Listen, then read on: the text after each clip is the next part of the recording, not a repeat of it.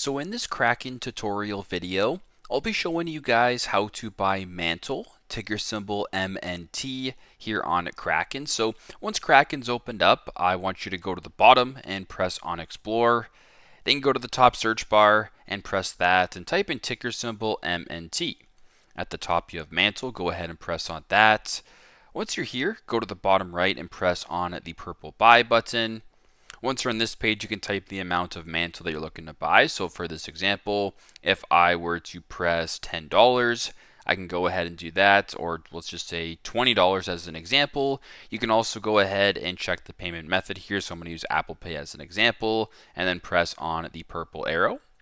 Once you're on this page, you can go ahead and clarify and confirm the transaction by checking the amount, the price, the fee, the total, as well as the method you're paying with. And if all looks good, go to the bottom, press on the purple confirm button to proceed this way with your transaction if you wish. So very simple, very straightforward. That's how you guys can buy Mantle, ticker symbol MNT, on Kraken. Thanks again for watching, and I hope this video helps.